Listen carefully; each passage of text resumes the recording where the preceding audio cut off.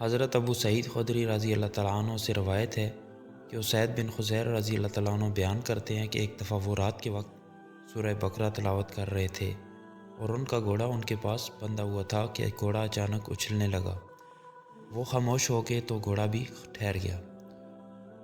انہوں نے پھر پڑھا تو گھوڑا پھر اچھلنے لگا۔ وہ خاموش ہو گئے تو گھوڑا بھی ٹھہر گیا۔ انہوں نے پھر پڑھا تو گھوڑا پھر اچھلنے لگا۔ جب وہ تلاوت سے فارغ ہوئے اور ان کا بیٹا یا اس گھوڑے کے قریب ہی تھا، لہٰذا انہیں اندیشہ ہوا کہ وہ اسے نقصان نہ پہنچائے، اور جب انہوں نے اسے دور کیا اور آسمان کی طرف سر اٹھایا تو سائباں سا دکھائی دیا جس میں چراغاں کی طرح روشنی تھی۔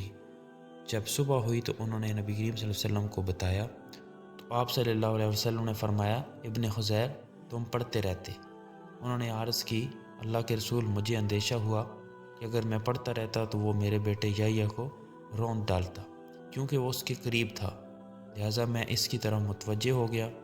میں نے اپنا سر آسمان کی طرف اٹھایا، اوپر سائباں کی طرح کوئی چیز تھی اور اس میں چراغاں جیسی کوئی چیز تھی۔ میں باہر نکلا حتیٰ کہ میں نے اس روشنی کو نہ دیکھا۔ آپ صلی اللہ علیہ وسلم نے فرمایا، تم جانتے ہو وہ کیا تھا؟ انہوں نے عرض کیا، نہیں۔ فرمایا، وہ فرشتے تھے جو تمہاری آواز کے قریب آ گئے تھے۔ اگر تم پڑھتے رہتے تو وہ وہیں رہتے اور لوگ انہیں دیکھ لیتے اور وہ ان سے مخفی نہ رہتے۔